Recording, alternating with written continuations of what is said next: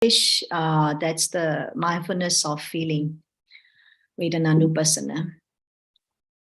So I will have 5 parts today in today's lecture. So first is Vedananupassana in the Satipatthana Sutta, how the Satipatthana Sutta describes the practice of Vedana. And the second is the Abhidhamma perspective. So I will talk about what's the Vedananupassana from the Abhidhamma perspective. And third is dealing with pain.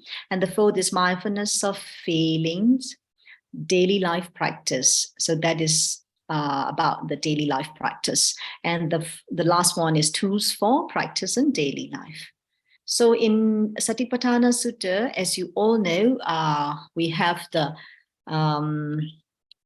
Bhikkhave Bhikkhu Vedanasu Vedananupassi Viharati. Right? So it's Sukham va Vedana Vidyamiti, Sukham Vedana Vidyamiti Bhajanati. So this is when we have the pleasant feeling, we have to know I feel a pleasant feeling. That's a pleasant feeling. So when we feel a painful feeling, like Dukkhaṃ Vedanam Vidyamiti Bhajanati. So when feeling a painful feeling, so we know I feel a painful feeling. So when feeling a neutral feeling, so we have to be aware of the neutral feeling. So that is neutral feelings. Dukkha Masukha Vedana. Dukkha Masukham Vedanan Vidyamiti Bhajanati. So we have 3 types of feelings in general, according to the Satipatthana Sutta. So pleasant feeling, Sukha Vedana, and pleasant feeling, Dukkha Vedana, and neutral feeling, Upakha Vedana, or Adukha Masukha Vedana. And in the other discourses, there are different types of feelings mentioned in the Pali literature. For example, we have 2 types of feelings, feeling in body and feeling in mind. So feeling in body, Kahika Vedana, or in feeling in mind, Cetasika Vedana. For example, when you sit for a long time in your sitting meditation, so the pain may arise. That is a pain in body. So that is Kayika Dukkha Vedana. Right. And sometimes you feel stress, you feel anxiety, you feel grieved, you feel bereavement. These are the Cetasika Dukkha Vedana. So it's a mental suffering, mental feeling. So that is called Cetasika Vedana. So there are 2 types, mind and body. So another is 3 types, as I mentioned already, pleasant, unpleasant, and neutral. And we have 5 feelings because we have 5 senses here. 5 senses here. So we call it, actually is including mind, we have 6 senses actually. Yeah, I think I should, there should be 6 types. So 6 types is feeling born on eye contact. So when we look at something, then we have feeling, liking and disliking, and feeling born on ear contact. When we hear the sound, we have liking, disliking, sometimes neutral. So we don't feel anything at all like that. And feeling born of nose contact, smell, good smell, bad smell, sometimes neutral. And the taste also the same, and the body also the same. Sometimes we sleep on a very good bed sheet, mattress. Of course, we feel very pleasant, and then we have pleasant feeling. Sometimes we sleep on the floor, it's tough, and this is bad feeling like that. So it's body contact, and the born on mind contact. Mind contact is the mental feeling. So these are the things. And in this Satipatthana Sutta, the Buddha mentioned 9 types of feelings. So first thing is Sukha Vedana, Dukkha Vedana, Adukha Masukha. Okay, this is the three feelings in general. But more, Sammisa Sukha. Sammisa Sukha is the pleasant bodily feeling. Pleasant bodily feeling means, for example, you are happy because of desirable, pleasurable things such as person or things. For example, your husband, wife, children. So when you stay with your husband, when you stay with your wife, children, you're happy. So that kind of feeling, pleasant feeling, is called samisa sukha vedana. Samisa sukha is household. It's related with the household happiness. We call it gehasita sukha. We can call it like that. And the number 5 is niramisa sukha. Niramisa sukha is pleasant, but not connected with the sensual pleasure. So we call pleasant non-worldly feeling. So that is happiness. Maybe when you sit, when you practice meditation, when you practice mindfulness, you feel very peaceful. You feel joy like that. So that is the niramisa sukha. It's not connected with any worldly things, any sensual pleasure. You have no attachment towards the things around you. Feel happy in Dhamma, in practice, in meditation. That is called niramisa. Okay, and the number 6 is samisa dukkha. Samisa dukkha is, of course, the household related one. For example, the mental conditions such as sorrow, unhappiness, distress, lamentation, or grief, which occur due to the unfulfillment of sensual desire. It is the displeasure depending on our family life. Sometimes you fight with your wife, sometimes you fight with your brother, so you have samisa dukkha vedana here, samisa dukkha. So that is painful worldly feeling. Sometimes we have niramisa dukkha vedana. Niramisa dukkha vedana is the dukkha vedana, but it's not connected with the sensual pleasure. For example, when will Mega Phala Nibbana that should be realized like that? When can I attain the Nibbana? Or when I can become Ayya, like that? So you have kind of expectation in your meditation practice. Sometimes you do meditation for maybe like 1 hour at home. Sometimes your meditation is okay, but sometimes not okay. You're not satisfied with your session. That is called niramisa dukkha. So painful, non-worldly feeling, okay? So number 8 is samisa adukha maksukha. So samisa upakha vedana. So sometimes neutral. In family life, it's neutral. Like, okay, we don't fight with anybody. I'm okay with the people with the family members or with colleagues and friends. Then you don't feel anything happy or unhappy, just neutral, just normal. This is called samisa adukha masukha vedana. And the last one is niramisa adukha masukha. So when you do practice, when you do the meditation, of course, you can experience with the upakha vedana. So that upakha vedana, that equanimity, is not connected with any sensual pleasure. So that is called niramisa adukha masukha vedana. So the Buddha said we have to contemplate all these types of feelings. Whatever feeling arises, we need to be mindful. We need to contemplate on the feelings. So these are the 9 types of feelings. Okay. So, okay. Let me stop sharing. Okay. So let me talk about the feeling and defilements. Okay. So we may say that sometimes I feel neutral feelings. So it's not the unwholesome. It's not the unwholesome. It's not the defilements. Not in that way. Okay. So when we are experiencing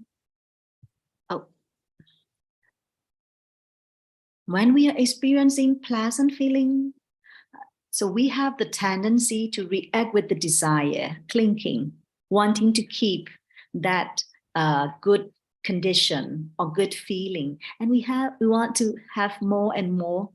For example, when we do shopping, we really enjoy the shopping, then we have pleasant feeling. then sometimes we attach to that situation, shopping moment. And sometimes we attach the feeling that caused by the happy moment. So sometimes we attach the moment, the experience, but sometimes we attach the feeling itself, so that the pleasant feeling has the tendency to arise the lobha, greed. And the painful feeling is also, it has the tendency of the mind is to react with the aversion or irritation. We want to stop it. We want it disappeared. We don't want to happen. We don't want to occur it again, something like that. So this, we have the rejection on it. This is called aversion or dosa. That's why when we experience the painful feeling, there is the tendency to have the hatred or aversion or dosa, like that. How about neutral feeling? Neutral feeling, upaka. Upaka is not always the wholesome, sometimes unwholesome, sometimes neutral, happy, unhappy. We are deluded.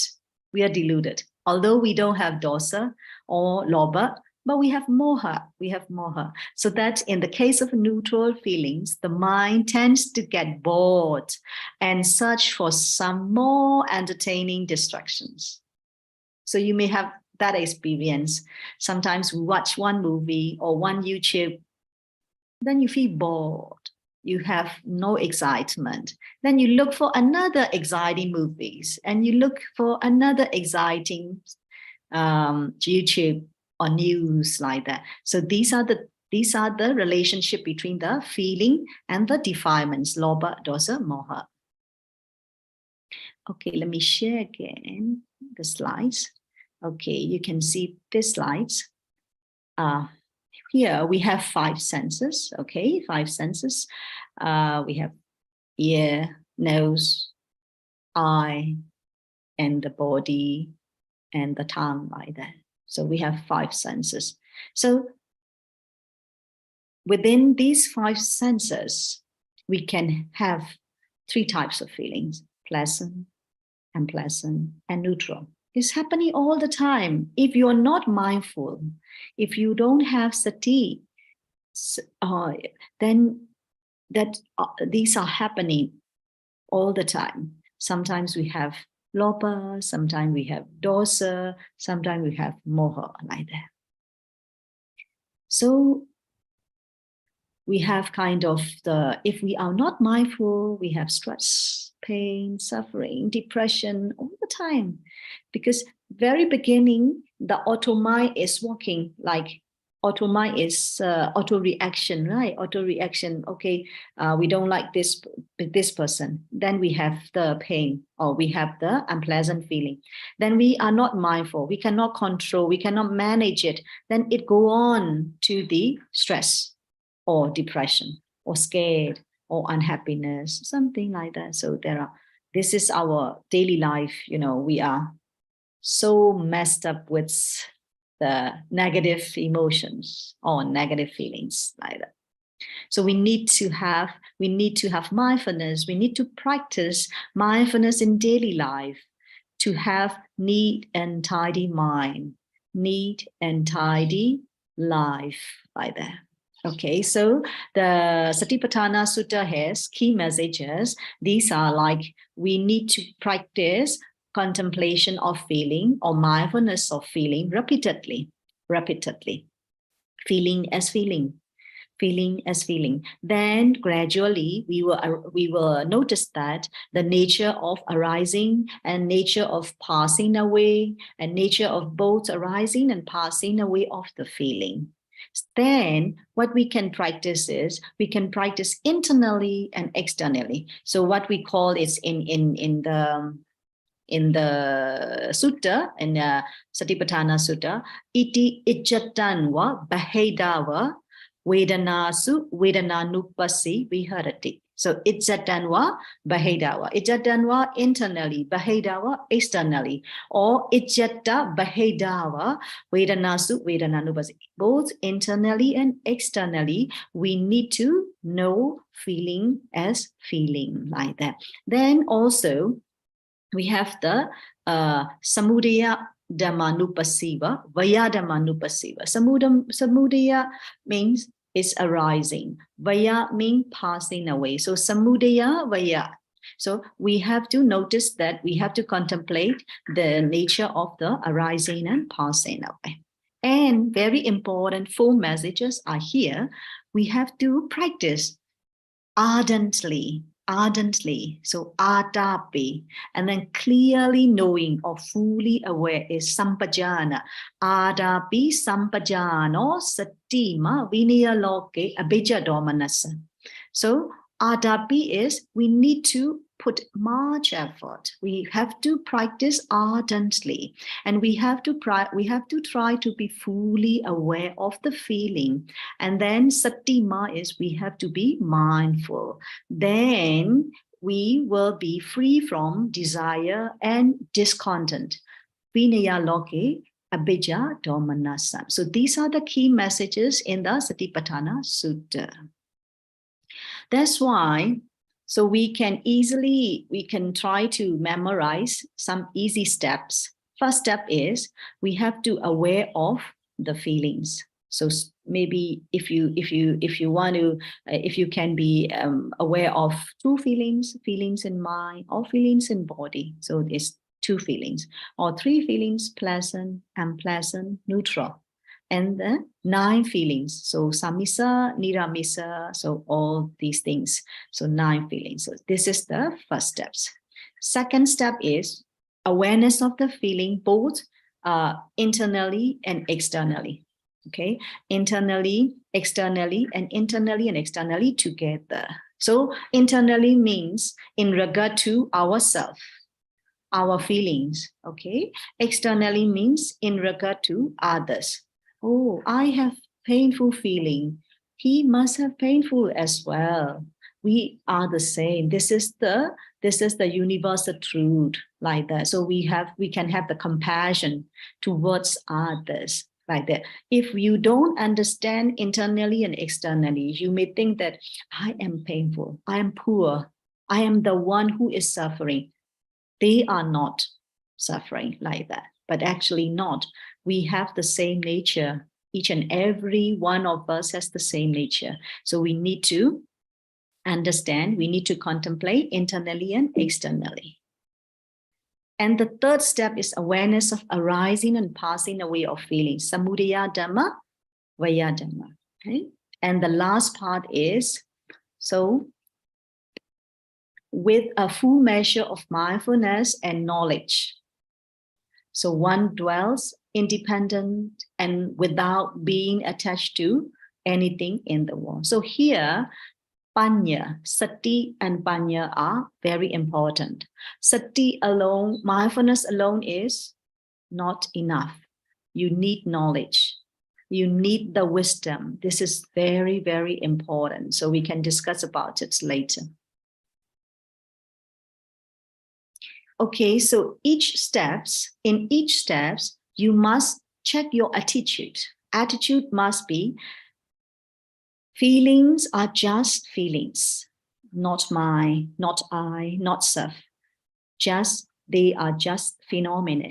So you need to have this attitude in each steps. So this is the teaching of the Satipatthana Sutta. Okay, so from the Abhidhamma perspective, okay. Some of you are very familiar with the Pali, right? So you may know this, Tainam Sankati Paso. So we have 3 parts, 3 combinations for one, 3 in 1. Okay, we can say it's not a coffee, yeah? It's 3 in 1. 3 in 1 is I, visible object, and I consciousness. Because of these 3, feeling arises. Feeling, chakku, rupa, chakku vijnana. That's why the feeling is coming. So these 3 eye visible object and eye consciousness, we call it contact or phassa. So that's why in the dependent origination, we call it phassa paccaya vedana. So because of these three combinations of these three, the feeling arises. So is there any person? Is there any I, you, we, they? No. There's no person here. It's just the combination of these three, and then the feeling arises. So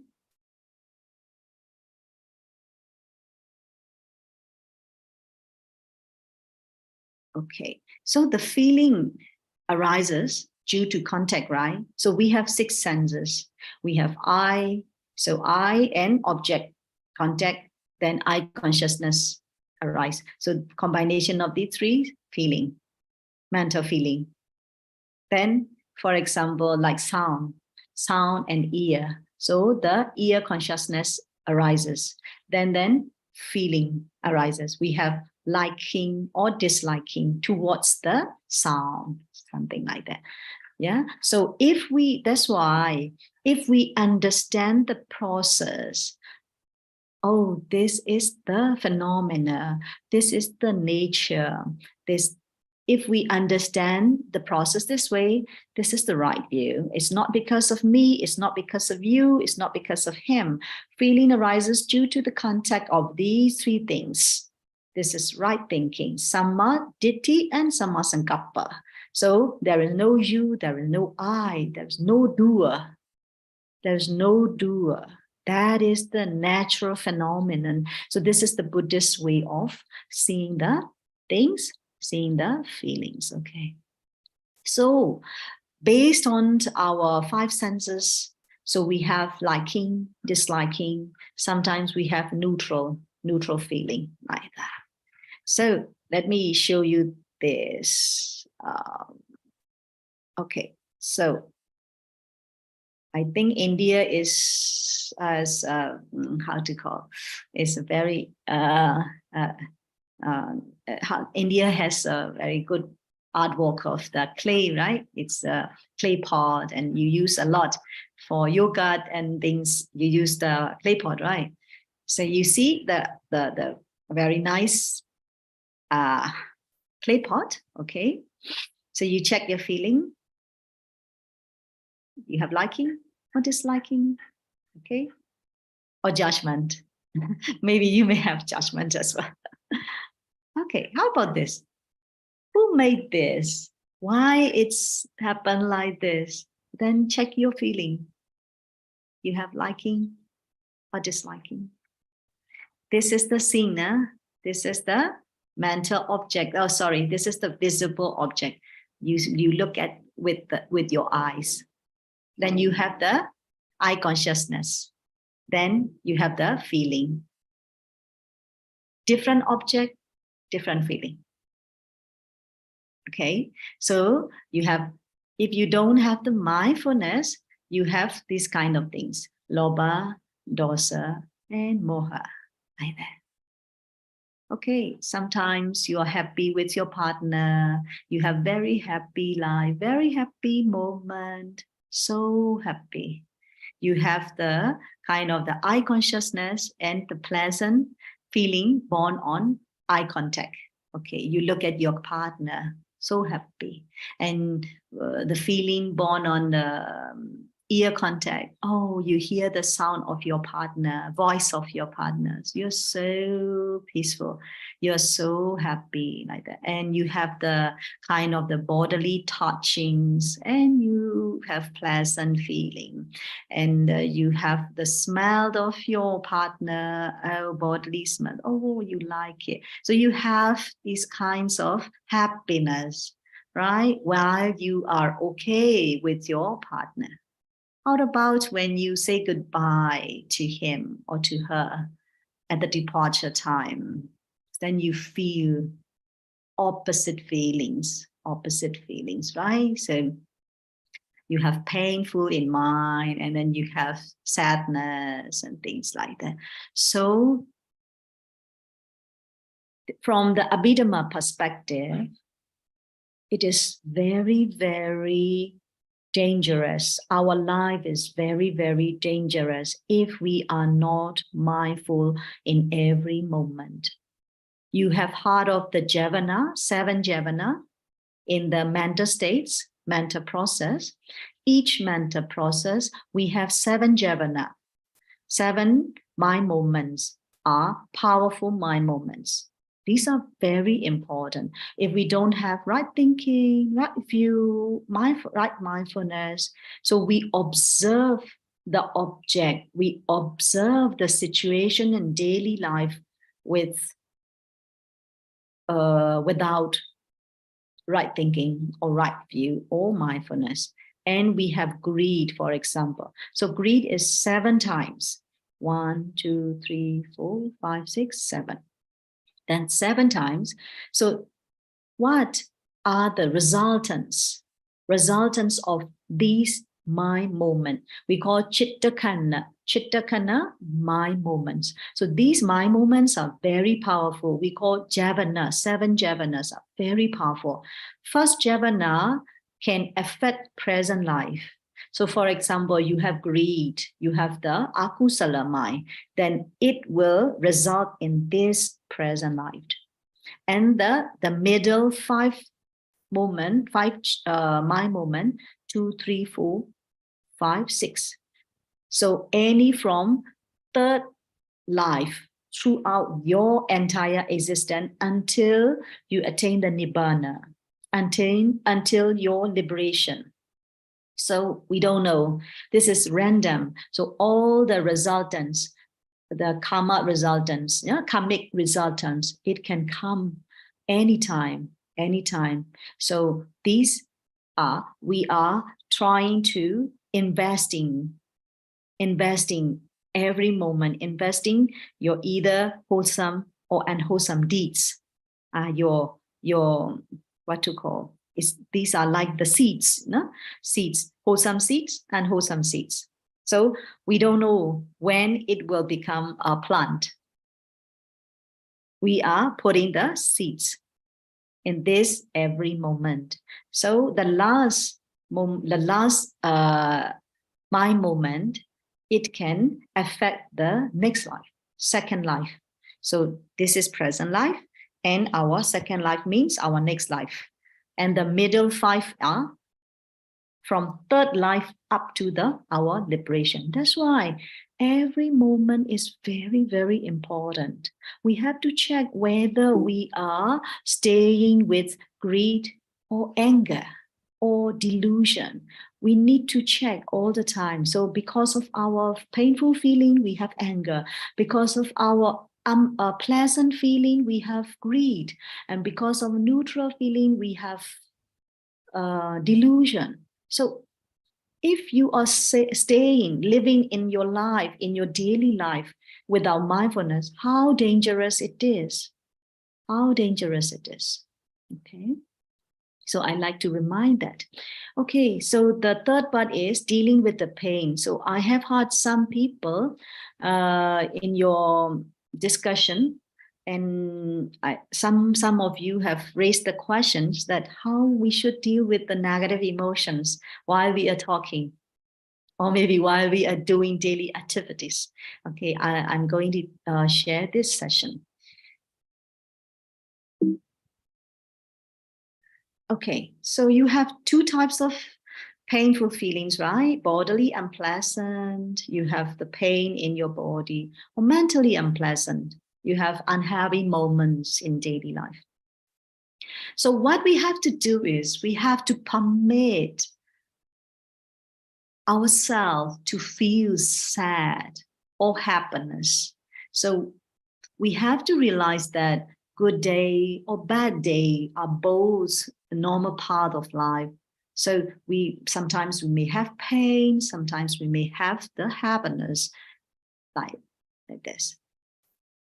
So dealing with unpleasant feeling, pain. So first thing is we have to accept, we have to understand that unpleasant feeling in mind and body is part and parcel of our life. And the second is, it very much depends on how we respond to those feelings. Are we rejecting? Are we attaching? Are we clinging? Yeah, it's important.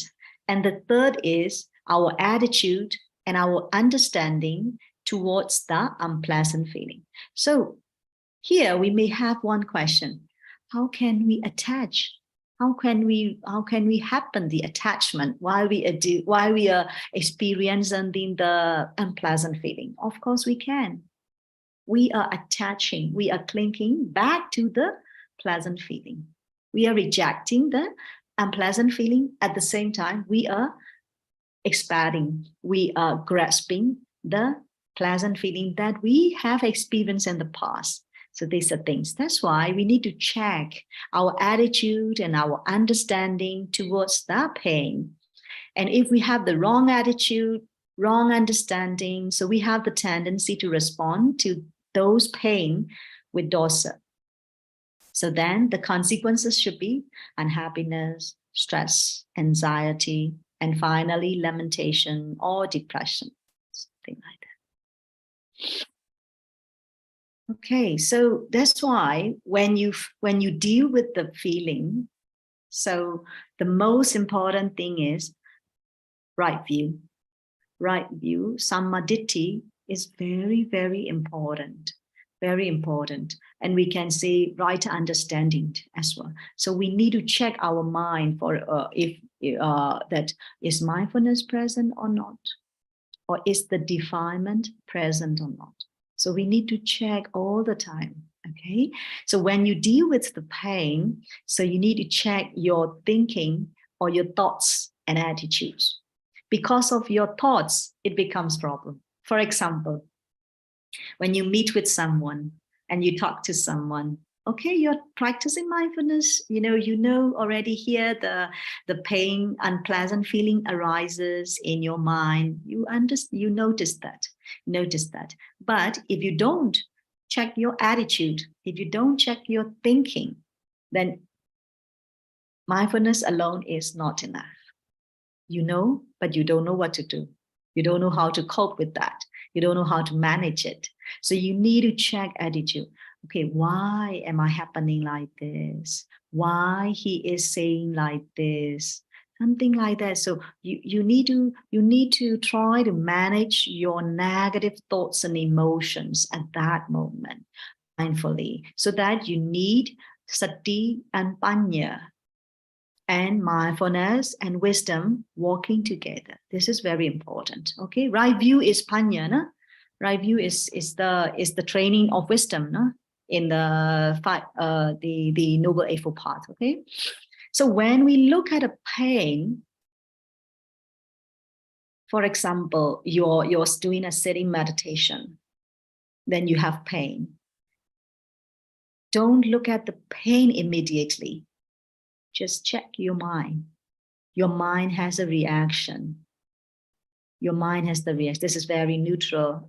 This is the natural to the mind. So that's why when we have the pain, we don't just look at the pain. We also look at how our mind is reacting to the pain. So your mindfulness will be balanced between the experience and the mind. So it's together. So when we are at home, or when we're going about our daily things, so we have experiences with through our five sense doors, and sometimes we have liking, we have disliking. So at that moment, just don't look at the object. You also check your mind. Okay, how the mind is reacting towards the object.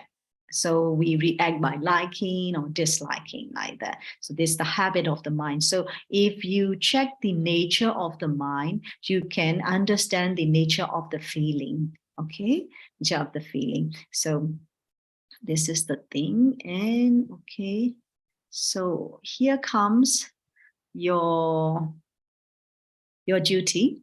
Okay, this is the mindfulness of feeling in your daily life.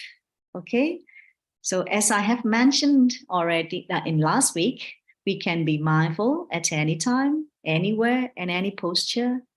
Okay, so we are happening here liking, disliking, neutral. So you can be mindful in three things in general: liking, disliking. Am I liking something at this moment? Or am I disliking, or am I having a neutral feeling? Something like that. So you behave as a guest house man. Okay, so here I like to give you an example of the house, the hotel, and a hotel person, a hotel man. So there are many unexpected visitors at a hotel, right? Some are young, some are old, some are good, some are bad, some are happy, some are unhappy, some are depressed. So these are different types of visitors are coming in. So the hotel person, a guest house person, has to treat each guest warmly and honorably, no choice. He has no right to choose. Oh, this person is good. Okay, I will accept it. This person is bad. I should not accept it. He has no choice. In the same way, similarly, we need to behave as a guest house man. Okay, we have many unexpected things in our daily life. Some are good, some are bad. We have no choice. We need to accept it. Okay, we need to accept it with mindfulness. So the mindfulness, we need to behave as a guest house man. Okay, tools for practice in your daily life. Okay, this is the 5 fingers. Okay, 5 fingers and your palm. First, I name it aim at wise. So easy to remember. Okay, you can easily remember this. Aim at wise. A, attitude. You must have the right attitude towards the feelings. Second, you must have the right teaching, right information. So you need to listen to the Dhamma talks. You need to read the books that can guide you, that can give you the right information. So this is the second thing. The third is mindfulness. Mindfulness is important in the middle, okay? In the middle. Sati is in the middle. And the acceptance. You have to accept as a guest house man, either good or bad. You have to welcome it, no choice. So this is acceptance. And the last one is thinking, right thinking. You must have the right thinking. So then finally, you must have the yoniso manasikara, is wise attention. Oh, okay, he responded to me like this. Maybe he must have some problem at home. That's why he behaves to me like this. So okay, painful feeling. But painful feeling is also impermanent. Even though I am unhappy today, I will be happy tomorrow. So happy and unhappy all the time is changing. So this is the wise attention. This call is the yoniso manasikara. So you have the aim at wise, attitude, right teaching, right information, mindfulness, acceptance, and right thinking. Finally, the wise attention. So please try to remember these are the tools that you need to use in your daily life practice. Okay. Okay, this is the takeaway messages from me. Please try to remember 5 things. Feeling is just the feeling. Okay. It is nature. No, there is no I, there is no you, he, she in those feelings. And check your attitude all the time. Check your attitude towards the feeling. And the last one is you should mindfully accept both liking or disliking. So this is the takeaway messages. Okay. So here I have 3 exercises again for this week. Please practice at your home or at your work. First thing is mindful moment at wake up time, bedtime at night. I added one more thing, wake up time and bedtime. So you check your feelings, liking, disliking, okay? Or you can be mindful your bodily sensation, and you can add the mindfulness of feeling, liking and disliking. And the exercise 2 is mindful eating. Also, you can add your practice, whether you are liking or disliking. And the third exercise, mindful talking, also you check your feelings, whether you're liking or disliking. Okay, this is week 2. Practice with determination, yeah? Okay, wake up time. You can just check yourself. What am I knowing now? Am I feeling happy? Am I feeling unhappy? Or do I have liking or disliking? Something like that, okay? And breakfast time, also you check, what am I knowing now? What is my feelings? Pleasant, unpleasant, neutral, liking, disliking, happy, unhappy, okay? And while you're talking, also saying, what is your feelings? Pleasant, unpleasant, liking, disliking, happy, unhappy.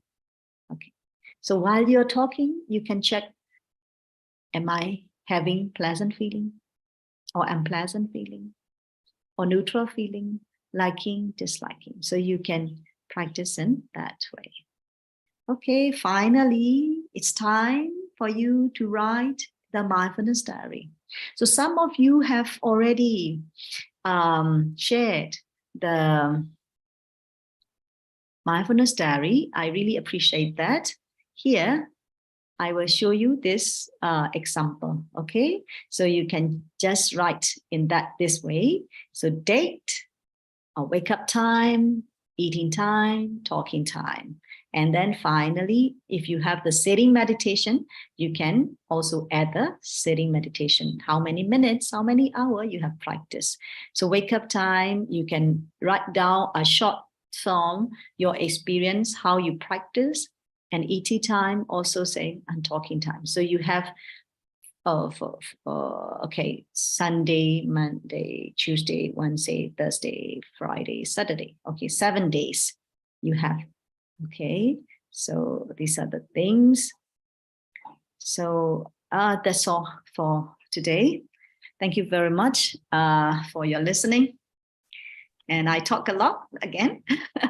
And yeah, so thank you for your listening. And I hope you will practice mindfulness with determination this week again. Thank you all. Sadhu, sadhu, sadhu, Ayya. Thank you very much for your Dhamma today. Do we have time for question and answer, Ayya? Yes, of course. We have time for question and answer. Yeah. Yes. So please raise your hand and we will allow you to unmute and ask your question. Please limit yourself to one question and try to be on the topic that we are discussing. Go ahead. Raise your hand.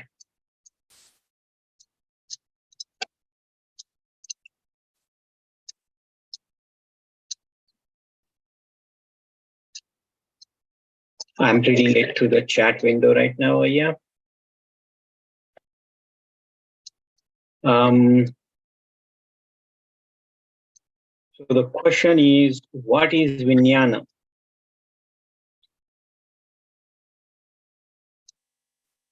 Vijnana?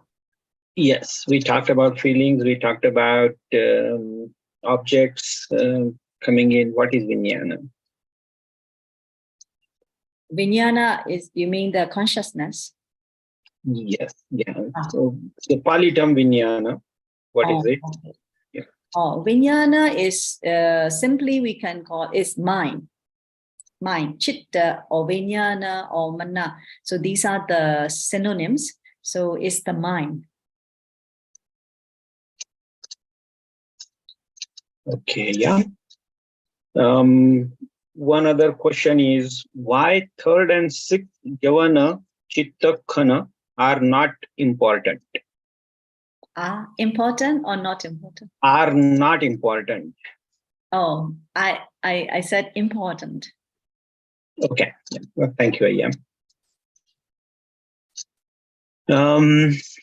Umesh Saroj, please go ahead with your question. Namo Buddhaya, Ayya. I have to start the journey. This is my first session and very insightful, very inspiring. What are the hindrances and obstacles one might face in starting this journey, and how to overcome this? Thank you so much. Thank you. Very good question. Thank you very much. Yeah, when you start practicing the mindfulness in daily life, it's not that easy in the beginning.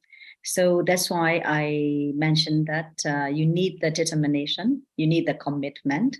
Okay, so maybe you can start with the one task. For example, okay, I will try to be mindful when at my wake up time. Or some people they try to determine that, okay, I will be mindful while I am walking, like that. So you can start bit by bit. So sometimes your mind's wandering, sometimes you feel, what to call is you feel limited, you feel like not freedom, because you have to be mindful all the time, right? You have to try to be mindful, mindful. So you feel so stressed at the time. So you have to overcome these kind of steps. No problem. At the beginning, the meditator or practitioner, they feel stress to be mindful. But gradually, when your practice develops day by day or weeks by weeks, then you will realize that I have freedom when I am mindful. My mind has more freedom. My body is more relaxed while I am mindful. So you will realize that.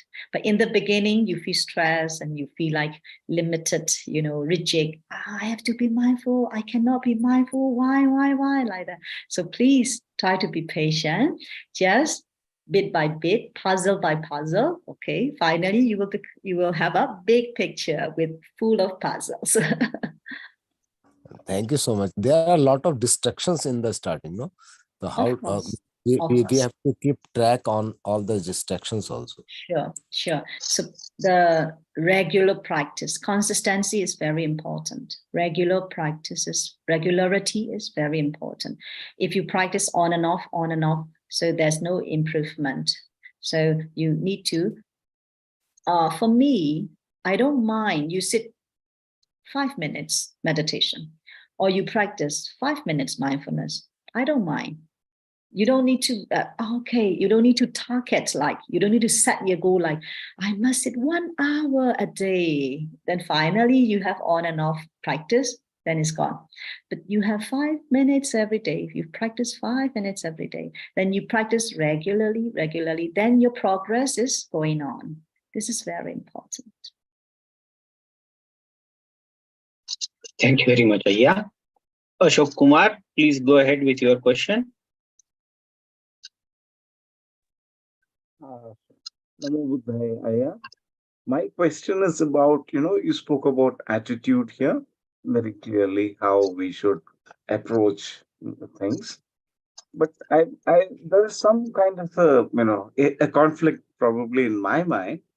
If you look at the Mahamangala Sutta, Asevanam, Balanam. So you try to dissociate sometimes, from people whom you think you don't want to associate with. Now, there seems to be a conflict in my attitude sometimes, I feel, because of this. When I see this and I see that, I feel that, okay, maybe I'm getting confused somewhere. So, what would you advise? So, your question is, you don't want to associate with the bad people, right? So not bad. I'm saying, they don't seem to, perceive things in a way that is in front of them. You see something in nature, and that is the reality. But then there is a negative sort of thing to that. No, we don't want it like that. We want it like something else. So yeah. I'm not very clear your question. The question is about, let's say it's Sanya and Panya. You have an understanding, but you don't have the right perception. But when you associate with such people, then you start getting confused. How do I continue this association, or should I dissociate? Okay, So that- okay. yeah. Yeah. That's a good question. Yeah, this is very common. It's very common to all of us. Of course, sometimes Sanya and Panya is walking and okay, should I follow my Panya or should I follow my Sanya? It's very confusing. Right. What I understand in Mahamangala Sutta, the Buddha say, do not associate with the fool. So it's two types, two things. One is physically dissociation or mentally dissociation. Sometimes we have no choice, within a family member, of course, he is not in your way or she is not in your way. Okay, you're doing meditation, but he or she is not doing meditation. He or she is not mindful, but you are mindful, but you have to associate, no choice. Every day you have to meet with that person. So how will you do? You have to dissociate mentally. So you have to let go of these things. Okay, so this is her karma, this is his karma. So I have my own karma. I have to cultivate good deeds. I have to practice mindfulness. So you need to dissociate mentally, even though you're associating with them physically. So this is what I understand. So there's no confusion for you, for us. Am I answering your question?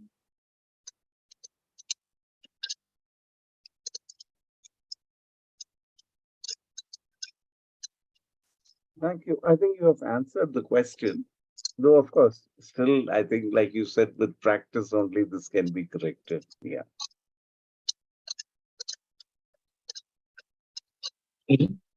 Dr. Sunanda Divare, please go ahead with your question.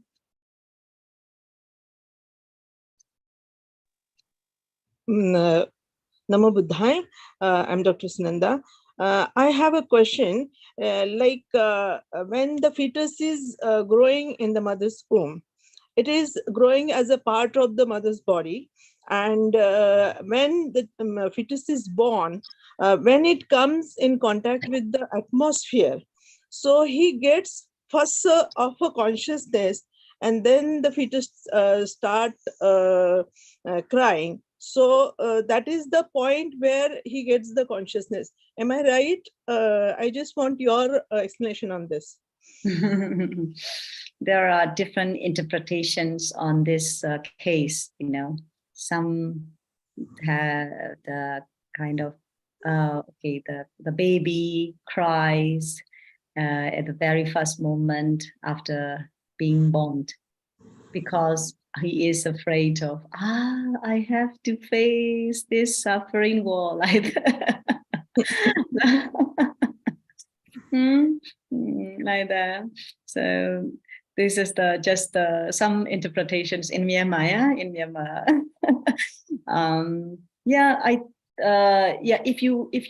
If you study the Abhidhamma, we have different types of Patti Sandhi Chitta. So it's the moment, the mind moments of the very beginning of our life. Some are born with the Somanasa. Somanasa Chitta is with the kind of the happiness. Some are born with the unhappiness, like that. So it depends. I don't think not every baby cries once after being born. Yeah. So it depends on what type of mind is accompanied at that moment. For example, the Buddha's chitta at the time of the birth, being born, is the Somanasa, and then is the Asankarika chitta. So it's the Somanasa and Jnana Sambayo Asankarika. So it's the what to call the happy mind accompanied with the wisdom. So it depends on the mind that we have at that moment. Yeah, so there are many interpretations. I mean, different interpretations about that.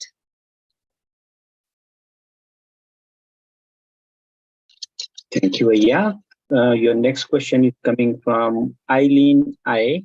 Please go ahead and unmute yourself. Uday Malaysia, I have the question is like I have been practicing mindfulness when I am eating. At first, like it really works because before, like in the lunch break, I used to watch television and then just eat. So I noticed like it is not a good habit. So I started to be mindful. So for the first few days, I can focus on being mindful. But like after more than 1 week, I noticed that when I am eating, rather than focusing on eating, I would just like have a lot of thoughts in my mind, a lot of thoughts like, what should I do in the future? What should I do after this or after that? And I noticed like my mind is rushing a lot. And when I notice that my mind is rushing, like I feel really furious about myself. Oh, I am practicing to be mindful, but why am I being like this? Why do I feel that kind of lost track of my mindfulness practice? And I feel dislike about that. And I also aware about this kind of unpleasant feelings. And sometimes when I'm eating, I notice that like I eat too fast. So I want to stop it. But sometimes I just couldn't help. So I really want to know what could be a more gentle way for me to practice mindfulness in when I am eating. So I really want to know some kind of advices from you.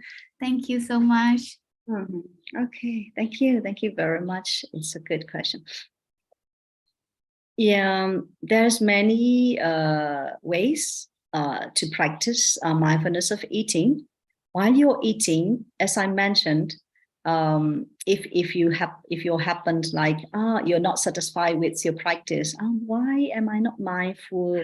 Even though I'm trying to be mindful, but my mind wanders. I have so many future plans, and I'm thinking about the future. I'm thinking about the past, like that. So you're not satisfied with your practice, then you have self-blame, starting blaming yourself. So then your practice is gone. Your samadhi is gone. Your sati is gone. So what you have to do is, first of all, you have to check your attitude first. As I mentioned before, you have to check your attitude. You must have a right attitude. Like, okay, I will try my best. Mindful or not mindful is nature. Sometimes we can be mindful, sometimes we cannot be mindful. If you can be mindful 100%, you are an arahant already. You're an arahant already, right? You're a noble person already. You're putujana. And you're an ordinary person, of course. You can be mindful sometimes and you cannot be mindful sometimes. So you need to check your attitude and acceptance level. So first of all, you have to accept it.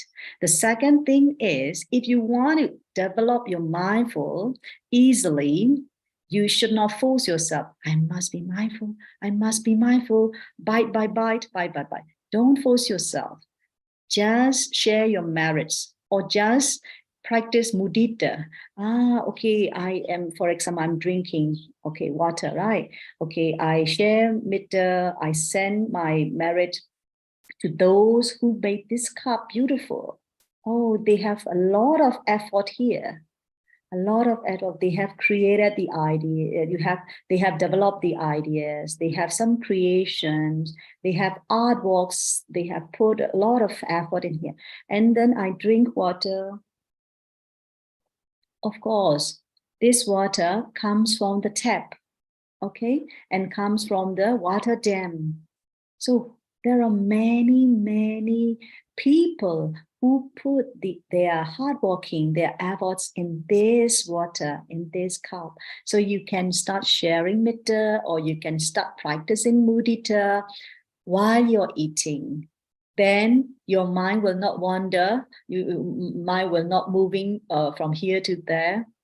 Just focus with, it means that you have the protection of your mind with Metta and Mudita. And you have Karuna as well, compassion. Oh, see, this cup is invented, those people. Those people have suffering, no? Those people have suffering. They might have painful feeling, they might have suffering, they might have the kind of the bodily unpleasant feeling. So you can drink water with the compassion as well, so that you can drink mindfully. So when your mind is calming down and tranquil, then you can start focusing on your eating. So check your body, check your mind, and check your movement, and check the taste and smell, everything. So initially, in the beginning stage, you can practice Metta or Karuna or Mudita before, while you are practicing mindfulness of eating. Okay. Sadhu, Ayya. Ayya, your next question is coming from the chat window. I'm going to read you a question. Mindfulness is to deal with individuals' reaction to situation. But is there logic why any situation arises in our daily life?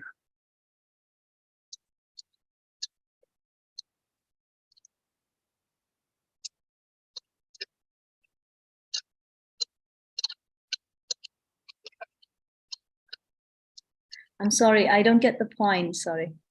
Okay, I'm going to write to you that question again. Okay. But I'm just sending it to you so you could read that.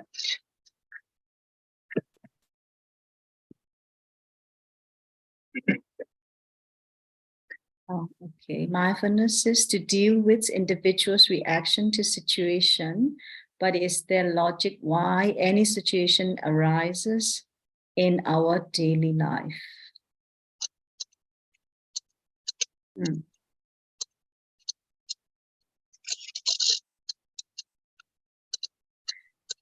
Is there logic why any? I am not very clear about this question. So maybe Pankat, no? Yes, yeah, I can ask the person to unmute himself. You can ask me directly. Yeah, right. Give me a second. Yeah, I'll can you unmute? Naksim, please go ahead and unmute yourself. Yeah, Vandami Ayya. Thanks for the today's session. It was very nice. The slides were also very simple to understand. Thank you very much for that. The question is again not related to mindfulness practices, but anything which is happening in our day-to-day lives, right? Is there any relevance for happening those things in that way?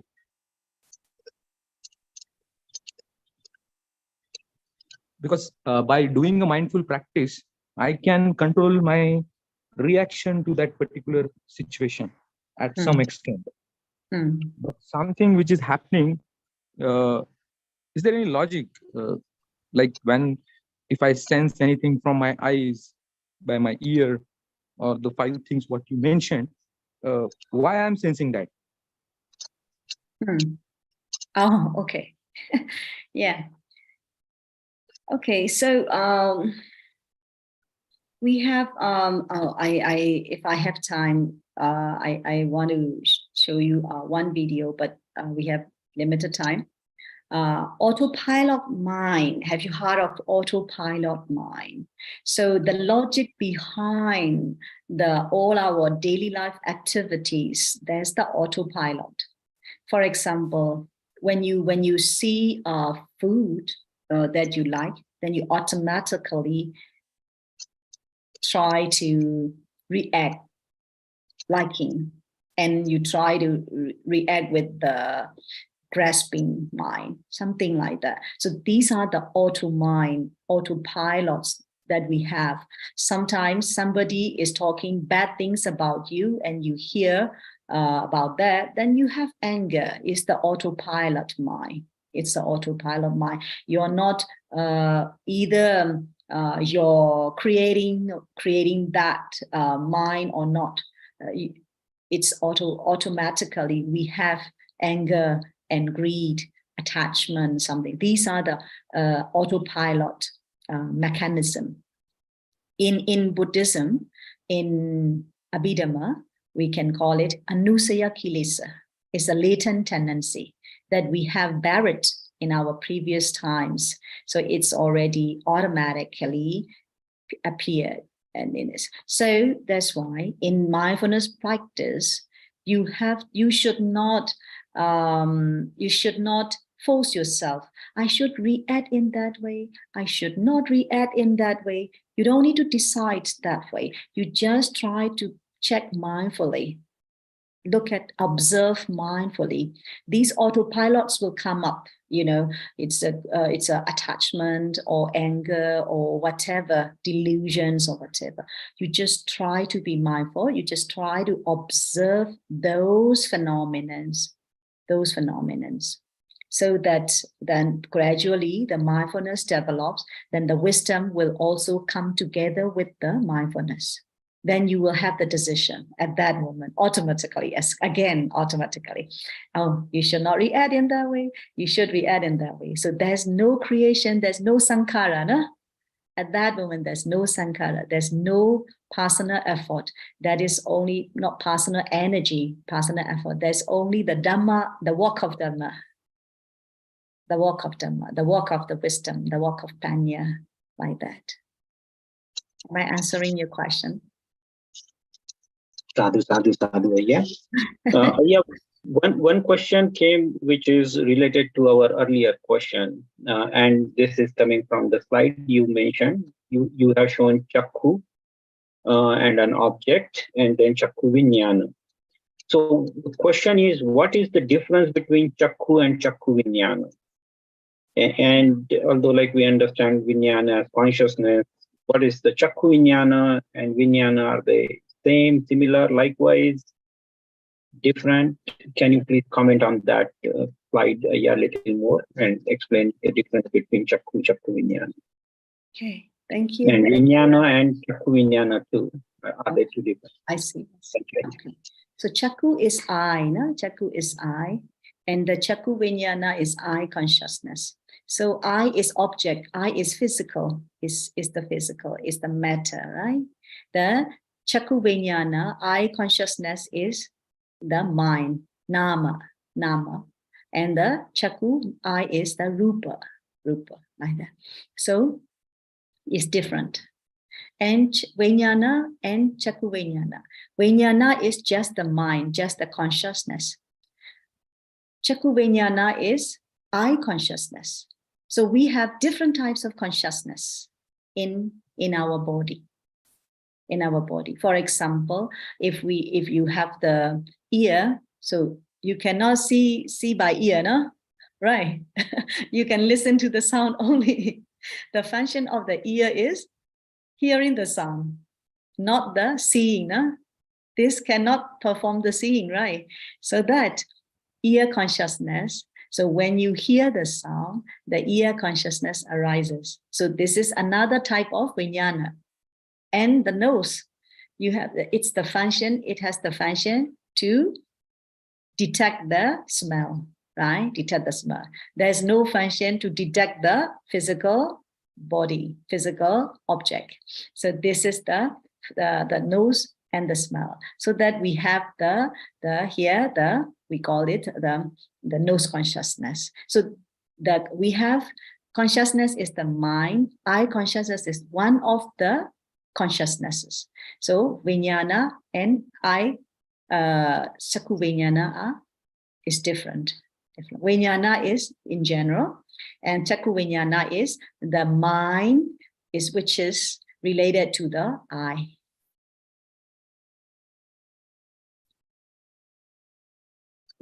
Thank you, Ayya. We are right at 2 hour mark, Ayya. Do you want to take a few more questions?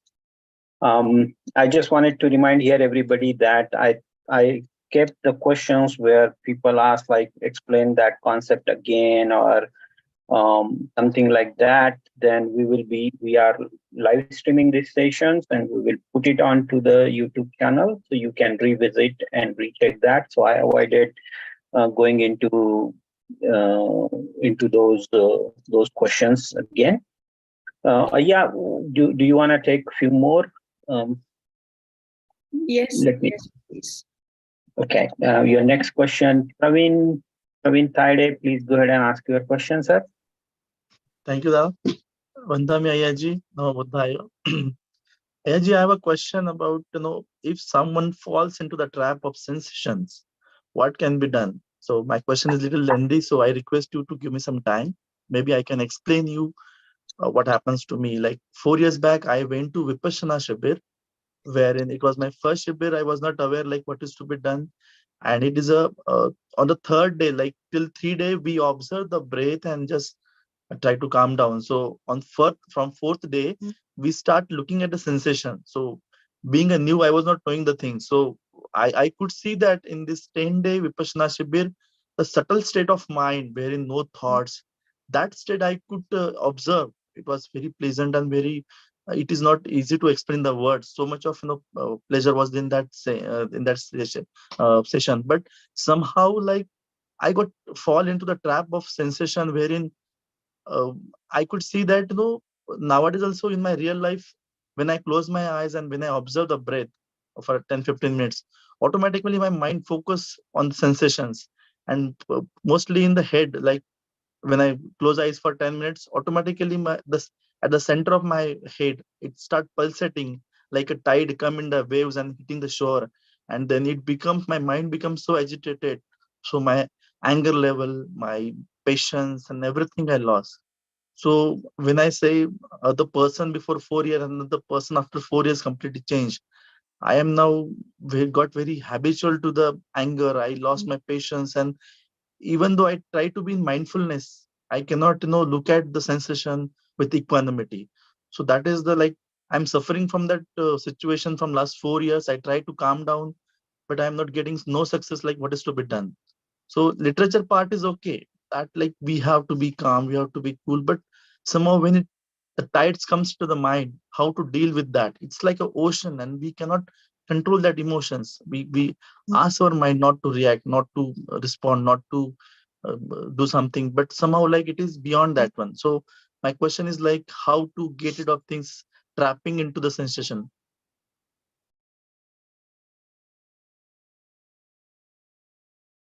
Yeah.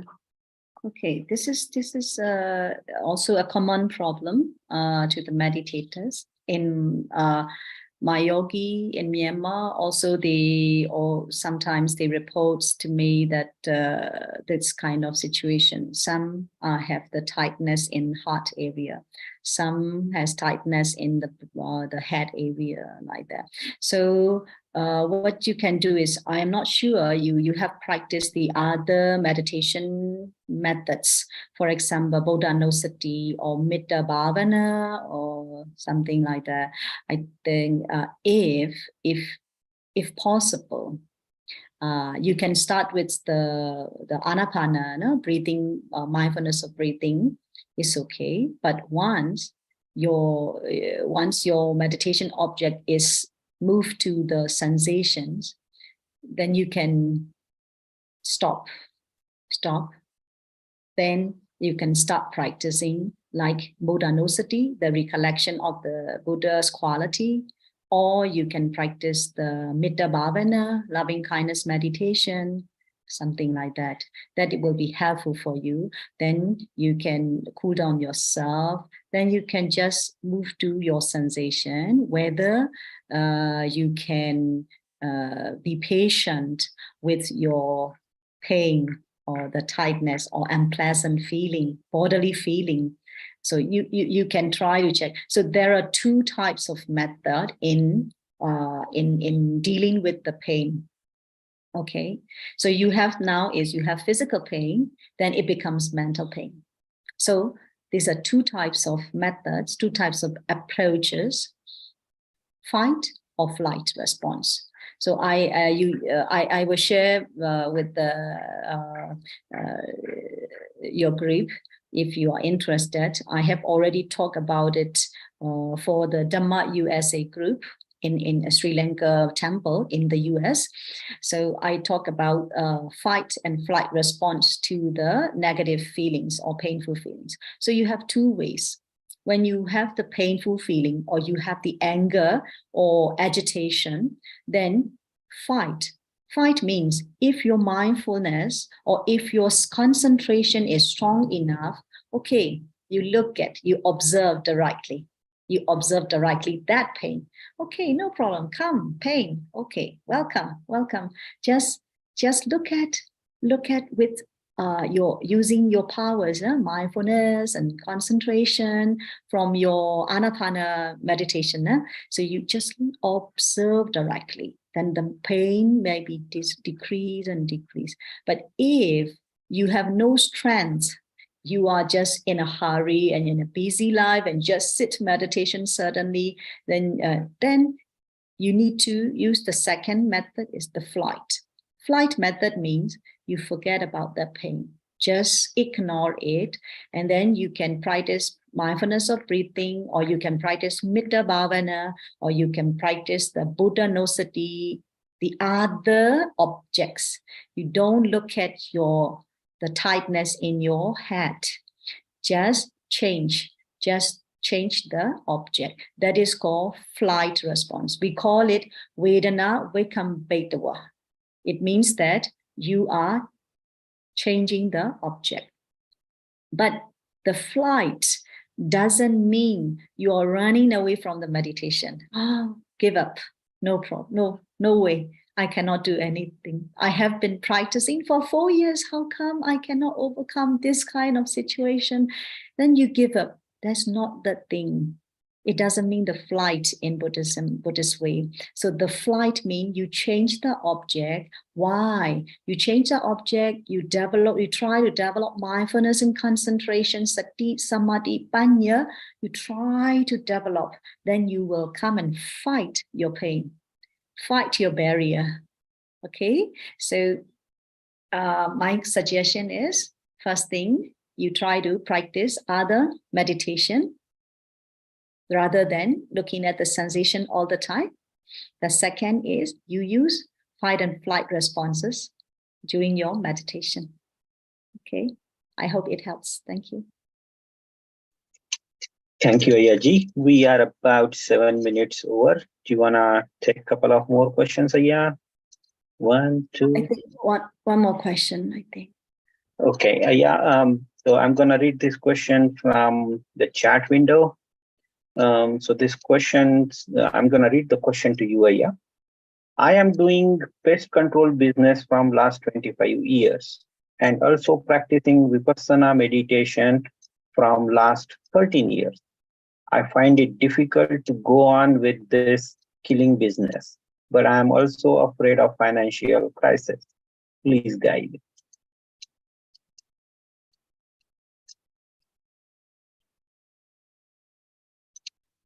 Killing business, is that? Yes, yeah, he's into pest control business. Yeah.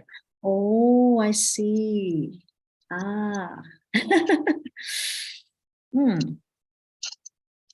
According to my understanding, if you have the livelihood, your livelihood is related with that kind of killing, panadipata, then you have the guilty conscience, no? You may have the guilty conscience. So with guilty conscience, I'm not sure the practice can go on smoothly or not. So my suggestion is, please try to, because you are the practitioner, a Vipassana practitioner for 13 years already. So try to sit, try to check your mind during your Vipassana meditation. Then ask yourself, what should I do? And you will have the wisdom. The wisdom will give you the answer, okay? Not with the attachment, not with the lobha. Just try to meditate very quietly, and then when you have the very deep concentration, and then when you are in a very deep concentration and tranquil mind, then the wisdom will give you the answer, whether you should stop this livelihood or whether you should do the other alternative way, like that. But if I answer you right now, of course I'm a nun, so you know my answer. So, but check yourself. Listen to your inner talk. Listen to your inner wisdom. Listen to your wisdom. The wisdom will give you the answer, the right answer. Okay. So if the wisdom give you the right answer, it will give you only one answer, not A or B. If it gives you two answers, A and B, is wrong. You should not. You try to sit again. You try to practice sitting meditation again and try to check. Listen to your wisdom again. So if the wisdom give you only one answer, okay, you should stop. Okay, you should do this. Then that is the right answer. So please listen to your wisdom. Okay. Thank you, Ayya. Yeah, this would be the second question then. Again, it's related to the practice. I have somebody, Ashok Ji, called that while meditation, he's experiencing vibration in his entire body or sometimes feeling warmth. I will ask him to unmute. Ashok Ji, can you raise your hand and I'll allow you to ask your question since it's related to your practice. I don't want it to, I wanted to give you a chance to ask it yourself. Please raise your hand if you are in the. I think we have one participant who raised hand, Rajesh. Rajesh, yeah. But no, this question is not from Rajesh. This one came in Yeah, earlier. I mean But if he is there, I will allow him to ask that question. Okay, please. Okay, Ashok. Well, we see 2-3 Ashok here. I don't know which one is asking this question. So if you raise your hand, I can allow you to unmute yourself.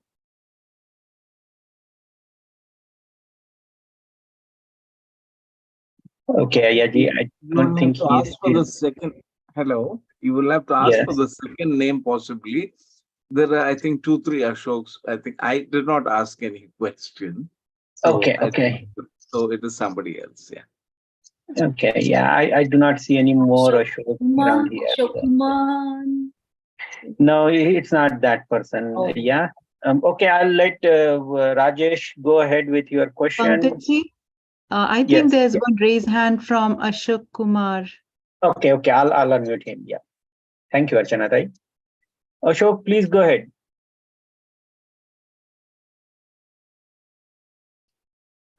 Ashok Kumar Bansode, please go ahead. Ask your question. I am unable to. Yes. Yes, please go ahead. We can hear you. I am meditated since 4 or 5 years. So when I sit there for meditation, Anapanasati, sometimes I observe that some vibration, mild vibration is there in my body. More sensation towards upper part, less in towards lower part. This is one question. And second question is some heat feelings I have. I feel some heat in my body. Not at the same time, in different occasions. That is my question. Whether it is related to the meditation, is it harmful or what it is? Okay, so your question is when you practice the Anapanasati, so you also be aware of you're also aware of vibrations and sensations. Okay, then heat as well. Yeah. Right. Okay. Then what's your last question? What you want to know? No, warm feeling. That my last question means whether it is useful for me or any other type of mistake is there. I see. Okay, it depends on what you are practicing. Okay, in a session, I mean within a session, sometimes we are practicing samatha tranquility meditation in a session. So we can practice only anapanasati and forget about everything. Just focus on the breath, anapana, breathe in, breathe out, breathe in, breathe out, like that. But if you're practicing vipassana, so even though you're practicing anapana, then you can know the heat and cold of your body, and then you can also be aware of the sensations. So you can be aware of what's happening in your mind and body. That is vipassana. So it is correct. It is not in the wrong way. It is correct. Thank you, madam. Okay, Yaji. So we have one more raised hand that was here before. Do you want to take this last question, Ayya? We are about 15 minutes over. I just wanted to check your, because you are reaching to your lunchtime now. I don't want to hold you up much longer. Okay, I'll take the last question. Yeah. Okay, Rajesh Gaikwad, please go ahead with your question.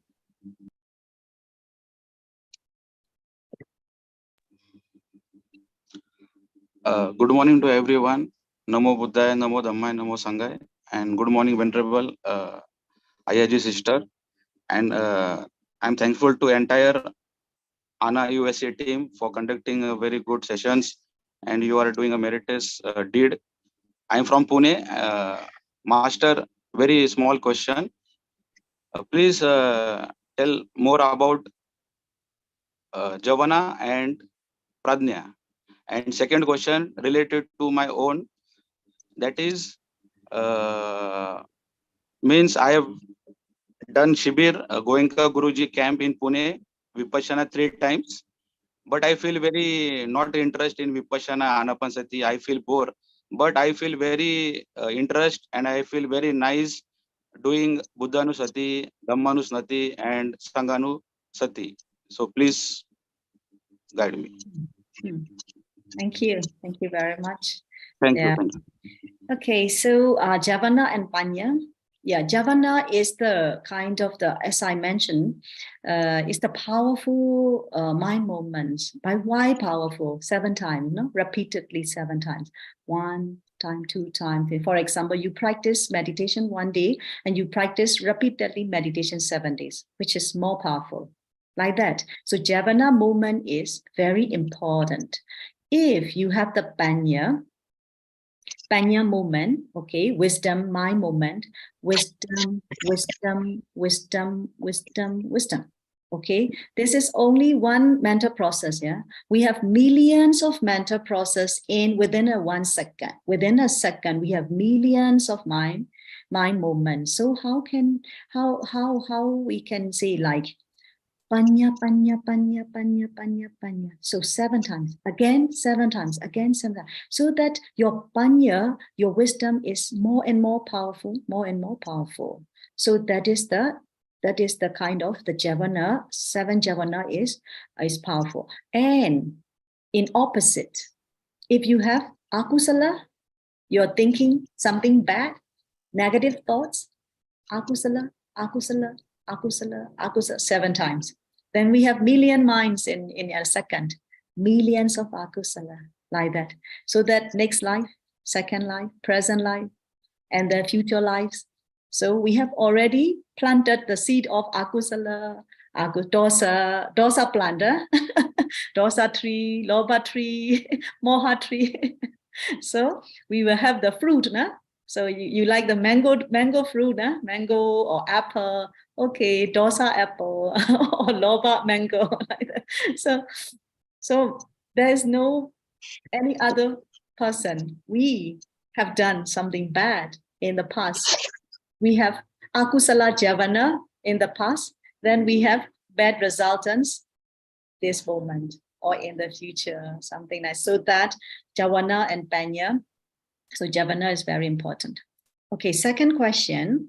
You practice anapanasati, vipassana, but you have no interest. You are more comfortable to practice Vedananupassana. Of course, you can. Of course you can. Let me share with you how to practice Vipassana and Bodhanosati. Or maybe I can talk in the later lectures. Yeah, you can practice Vipassana together with Bodhanosati. Okay, for example, okay, one thing now, Arahan. The Buddha, the quality of the very first quality, for example. So you, Arahan. So the Buddha has no greed, no hatred, no delusion, no lobha, dosa, moha, right? This is the quality of the Buddha. But is that permanent?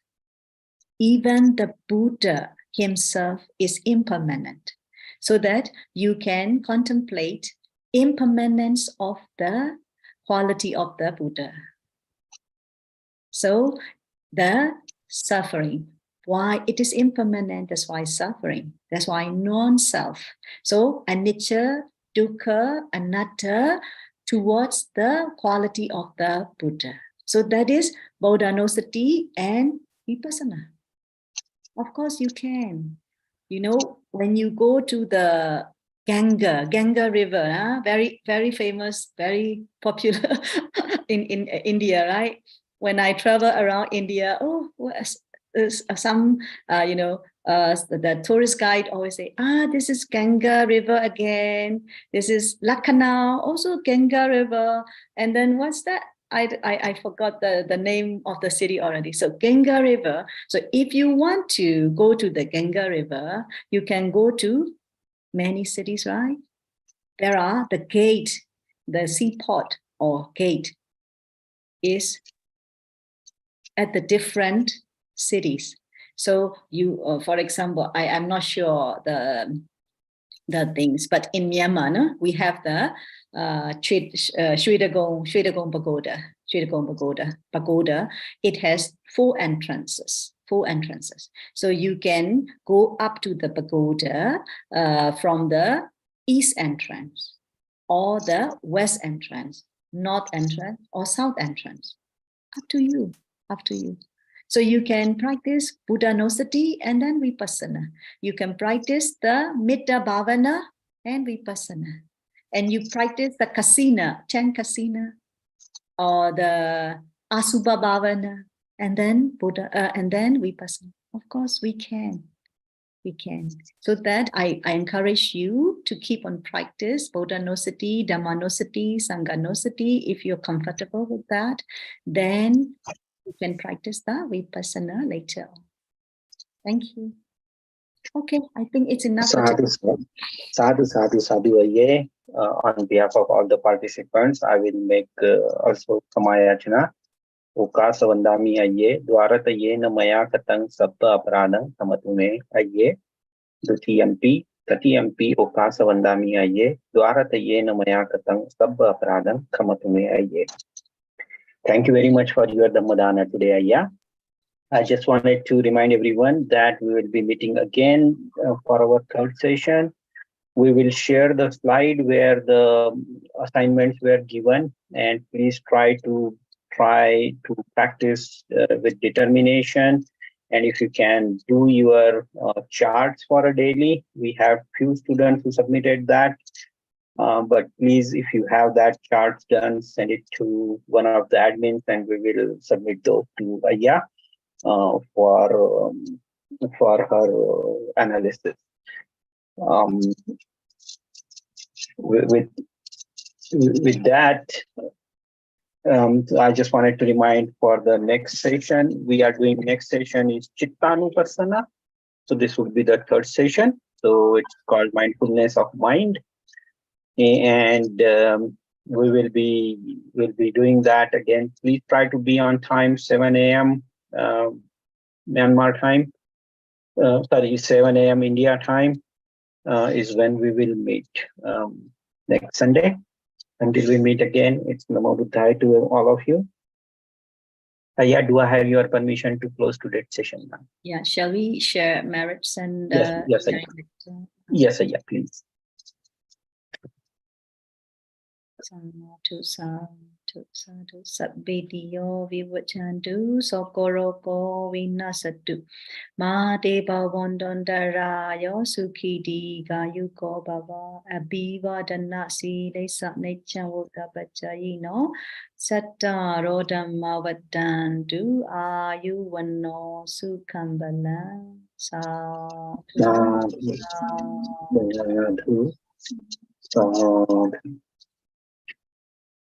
Ayya, do I have your permission to close the session now? Yes. Okay. See you next week. See you again next week. Yeah. Next week is important lecture, so please also try to attend. Okay. Thank you. Thank you very much. Thank you.